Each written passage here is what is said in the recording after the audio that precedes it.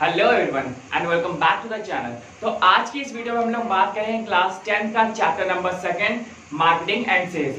ये इस चैप्टर का सबसे लास्ट वीडियो है और अगर आपने पहले की वीडियोस नहीं देखी है तो it is my request that कि पहले आप जाइए और 1, 2, 3 जितने भी पार्ट्स हैं वो देखिए। तो भैया आइए स्टार्ट करते हैं। तो आज का पहला टॉपिक है हमारे पास मीनिंग ऑफ प्राइसिंग। ओके, सबसे अच्छा और सबसे प्यारा टॉपिक सबसे लास्ट में आया। ऐसा क्यों होता है? बिकॉज आपको पता है आपको क्या चाहिए, पैसा चाहिए, मुझे क्या चाहिए, पैसा चाहिए, सरकार को क्या चाहिए, पैसा चाहिए। तो यहाँ पे हम लोग जो बात करते हैं किससे बात होती है भाई? पैसे से शुरू होती है और पैसे पे खत्म होती है।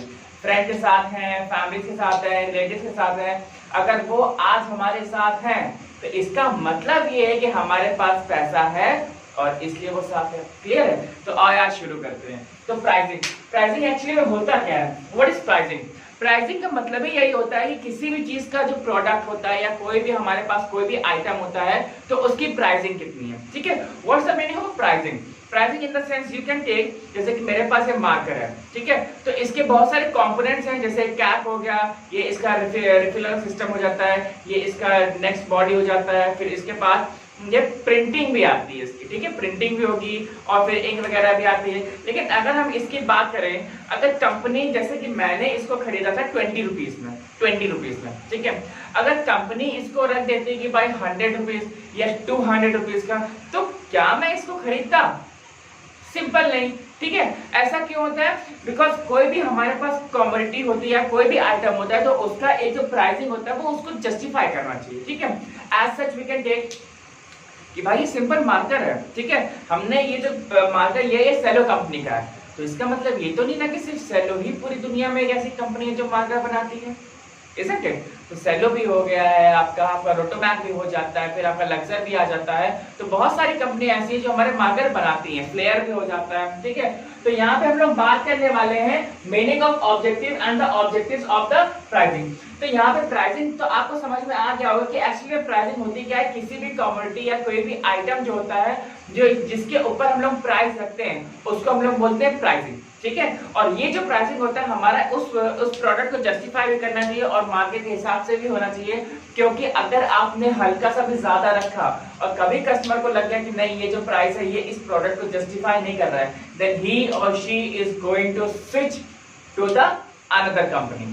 ठीक है, तो आपको अपने पास से कस्टमर तोड़ना नहीं है, आपको कस्टमर जोड़ना है। ठीक है, तो यहाँ पे हम लोग प्राइसिंग कोई भी रखते हैं, चाहे आप स्मार्टफोन का ले लीजिए, चाहे आप लैपटॉप ले लीजिए, आपकी बाइक, कार, ठीक है, एरोप्लेन भी, ठीक है, एरोप्लेन हो गया, ट्रक हो गया, या आपके आसपास जो भी चीजें आप कुछ भी मार्केट से खरीद के आते हैं, अपने कपड़े तक, ठीक है, जैसे मेरा माइक, तो अगर वो चीज हमारे उस प्रोडक्ट को जस्टिफाई करती है, अगर प्राइस जस्टिफाई करता है तो उसको हम लोग बोलते हैं प्राइसिंग। ठीक है, और ये प्राइसिंग रखता कौन है? ये हमारे कंपनीज के जो बोर्ड ऑफ डायरेक्टर्स होते हैं और जो मार्केटिंग के बंदे होते हैं वो लोग रखते हैं। ठीक है, तो प्राइसिंग इसीलिए देख करके रखा जाता है कि भाई क्या ये जो इंसान है ये इसको खरीद सकता है। ठीक है, आगे अभी हम लोग ऑब्जेक्टिव में बात करेंगे क्या क्या चीज होती है। ठीक है, आई होप कि आपको प्राइसिंग जो है, इसका कॉन्सेप्ट क्या है, प्राइसिंग का मतलब क्या है, वो क्लियर होगा।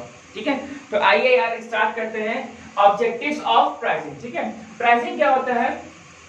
इसके कुछ 5 ऑब्जेक्टिव्स हैं यहाँ पे। पहला target rate of return, price stability, market share, meet और प्रिवेंट कंपटीशन, प्रॉफिट मैक्सिमाइजेशन। तो भाई साहब पहला है हमारे पास target rate of return. Okay, rate of return क्या होता है? रेट ऑफ रिटर्न जैसा कि आपको ये मालूम होगा कि रेट ऑफ रिटर्न, जैसे कि हम लोग कुछ भी कहीं पे भी हम लोग इन्वेस्ट करते हैं, जैसे कि आप इसका एग्जांपल लीजिए कि आप मान लीजिए कि आपने 50 लाख का एक फ्लैट खरीदा। ठीक, 50 लाख का आपने फ्लैट खरीदा। अब उस फ्लैट को अगर हम खाली रखेंगे या सिर्फ खरीद के हमने डाल दिया है तो फिर वो वेस्ट ऑफ मनी, वो तो पड़ा ही हुआ है। लेकिन अगर हमने उस फ्लैट को रेंट पे उठा दिया है तो क्या होगा? जैसे मानिए 50 लाख का आपका फ्लैट था, तो मानिए कि 25,000 या 30,000 भी आपका आ रहा है, तो वो क्या है कि उस 50 लाख में आपका वो जो 25,000 था वो क्या आ रहा है? वो आपका ROI आ रहा है, रेट ऑफ इन्वेस्टमेंट या रेट ऑफ रिटर्न। ठीक है, कि आपने जो पैसा इन्वेस्ट किया था आपको उसका कुछ ना कुछ रिटर्न मिल रहा है। क्लियर है? तो यहाँ पे आपको ये समझना होगा यहाँ पे आपको ये समझना होगा कि भाई कोई भी चीज अगर हम लोग लगा रहे हैं या कुछ भी चीजें लगा रहे हैं तो उसका रेट ऑन रिटर्न कितना है, ठीक है। जैसे कि हमने इसकी बात की, इस पेन की बात, तो इस पेन की बात क्या होती है, मान लीजिए सब कुछ कंपनी का ट्रैवलिंग, ट्रांसपोर्टेशन, वेयर हाउसिंग और मैन्युफैक्चरिंग सब कुछ कॉस्ट मिला के इसकी 12 या 13 रुपए की कॉस्ट होगी, 12 या 13 रुपीज कॉस्ट होगी। लेकिन मैंने इसको खरीदा इसको कितने में, 20 रुपीज में, ठीक है। तो शायद इसका जो जितना भी शेयर था उसकी कॉस्टिंग थी 12 रुपीज, लेकिन 12 से ये बिका है 20 रुपए में। तो आप समझ सकते हैं जो 8 रुपए का जो गैप था ये उसी 8 रुपए में हमारा कंपनी के पास भी गया है, होलसेलर के पास भी आया है, रिटेलर के पास भी आया है, ठीक है। तो उतना पैसा जो है हमारे इन जितने भी क्या कहते हैं मिडिल मैन जो होते हैं उनके बीच में ये बटा हुआ है, क्लियर है। तो हम लोग यही देखते हैं कि हमारा रेट ऑन रिटर्न क्या आ रहा है, ठीक है। टारगेट क्या है कि भाई टारगेट भी तो होना चाहिए ना, ठीक है, कि भाई नहीं हमारा इतना होना चाहिए। जैसे हमने कहा कि ये जो पेन है हमारा 100 रुपीज का हो या 200 रुपीज का हो, तो उसका क्या होगा, ना ही कोई इसको खरीदेगा और ना ही इसका कोई रिटर्न आएगा, ठीक है। तो हमें किसी भी एक कम्युनिटी की कोई भी जो आइटम होता है, कोई भी प्रोडक्ट होता है, तो हमें एक उसका एक ऐसा प्राइसिंग रखना चाहिए जो कि उसको जस्टिफाई करता है, क्लियर है। नेक्स्ट है हमारे पास प्राइस स्टेबिलिटी, ठीक है। प्राइस स्टेबिलिटी से एक चीज हमें याद आती है कि भाई जियो और जीने दो, ठीक। जियो और जीने दो क्या होता है, देखिए जब हमारे पास रिलायंस का जियो आया, आपको मालूम होगा जियो किसका है, हमारे पास रिलायंस इंडस्ट्रीज का है। तो जब हमारे पास रिलायंस का जियो आया तो उसने एक स्ट्रैटेजी देखी, जैसे कि हमारे पास वोडा थे, एयरटेल वगैरह थे या आइडिया थे, सब लोग थे। तो करते कहते पहले टाइम पे ये होता था कि जितने भी नंबर थे भाई, अगर हमने एक बार नंबर खरीद लिया और अगर हम चाहे रिचार्ज करवाएं और चाहे हम रिचार्ज ना करवाएं, ठीक है, मतलब महीनों पड़ा रहता है, सालों साल, 1.5 साल 2 साल पड़ा हुआ है, अगर आप उसमें रिचार्ज नहीं करवाएंगे तब भी वो फोन नंबर एक्टिव रहेगा, ठीक है। लेकिन जब से हमारा जियो ने उस पर लेकर के आ गया है, ये उस जियो इस प्लेटफॉर्म पर टेलीकॉम में आया है, तो आप जियो का तो देखिए साथ ही साथ अदर जितनी भी कंपनीज है, एयरटेल हो गया, वोडा हो गया, आइडिया हो गया, इन सभी ने मिल करके एक चीज बना दी, एक स्टेबिलिटी बना दी कि भाई साहब कि कस्टमर नंबर लेके रख तो रहा है अपने पास, लेकिन वो रिचार्ज नहीं कर रहा है, ठीक है। तो रिचार्ज नहीं कर रहा तो उसका मतलब क्या हुआ, उसका वो जो नंबर है क्या होगा, वो बंद हो जाएगा और बंद होने के बाद शायद तो कंपनी से बंद हो जाए, क्लियर है।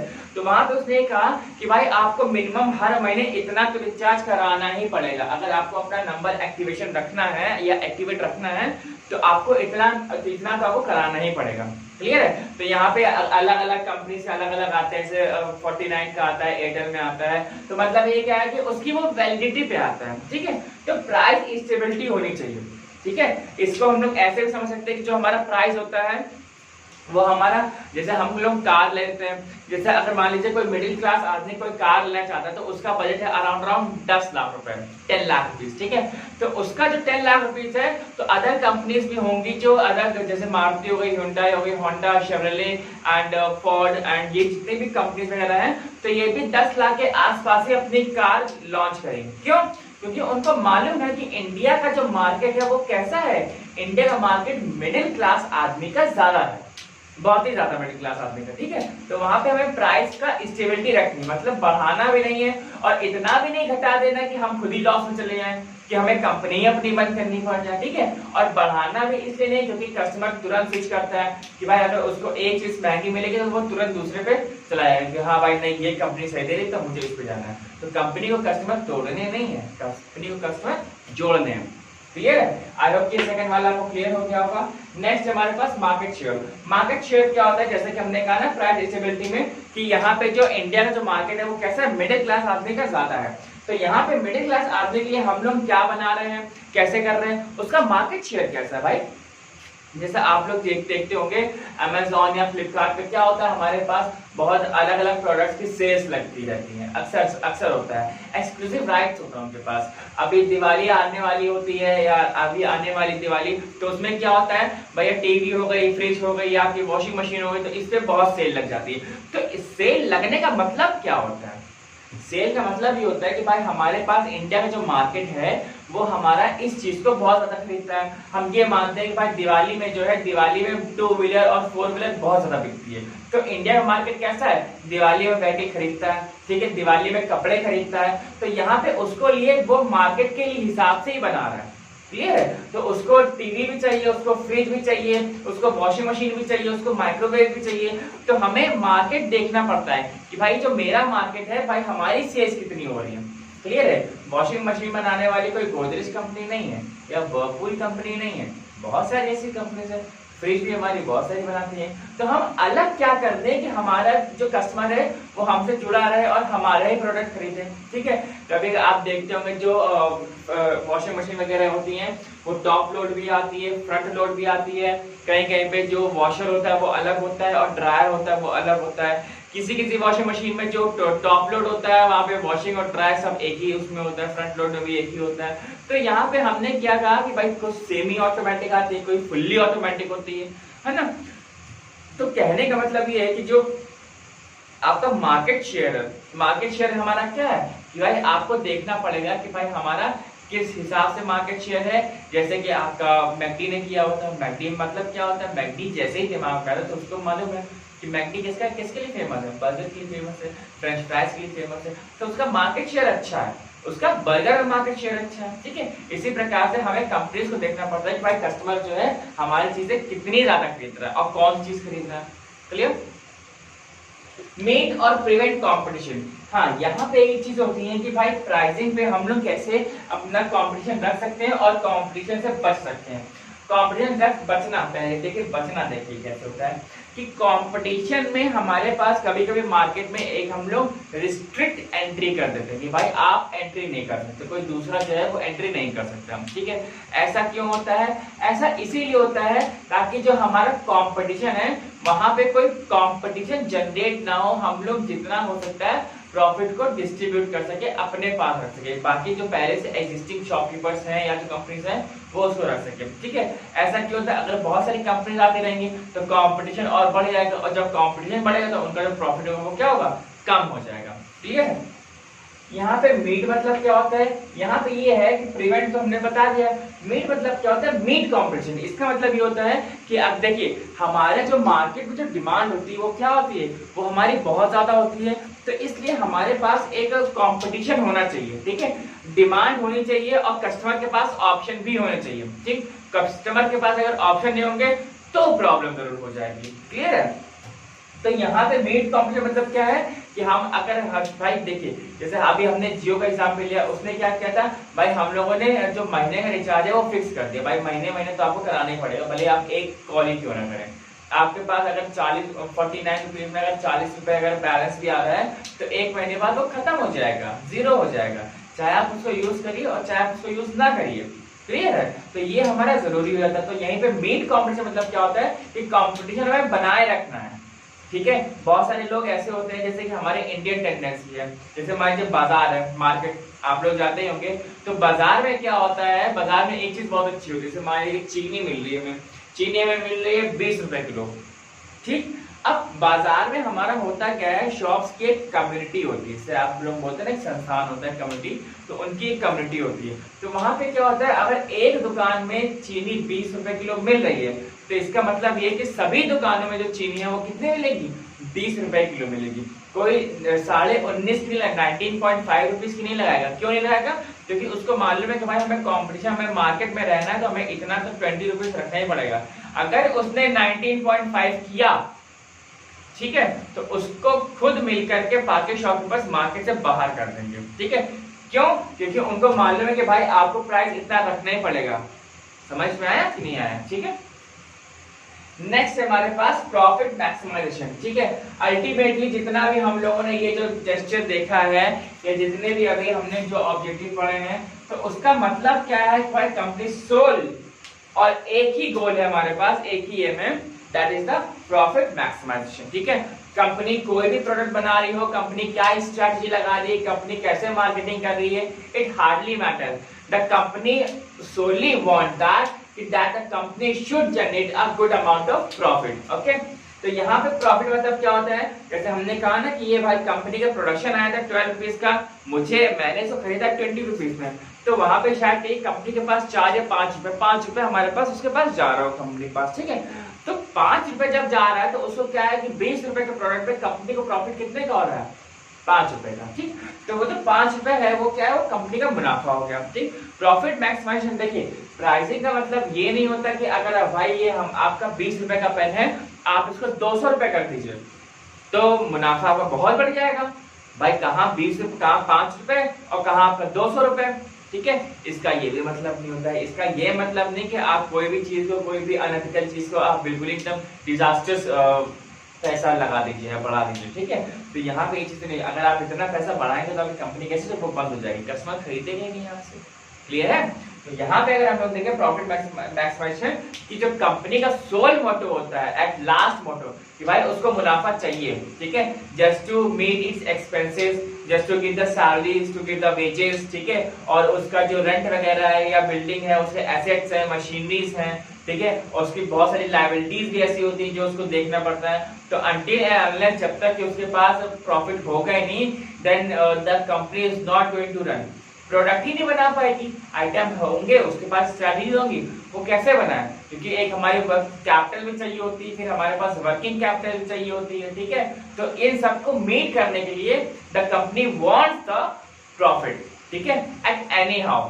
कभी भी कुछ भी होता है, कभी देखिए जैसे हमने अभी आपसे कहा कि जो कंपनीज होती हैं अपने प्रोडक्ट पे सेल लगाती हैं, ठीक है, एक्सक्लूसिव सेल, अमेज़न पे सेल चल रही, फ्लिपकार्ट पे सेल चल रही, क्यों होता है, क्योंकि भाई वहां पे जो प्रॉफिट होता है, प्रॉफिट देखिए इस तरीके से भी कमाया जाता है कि जब हम लोग प्राइसिंग को कम कर दें और उसकी सेल्स ज्यादा बढ़ जाए।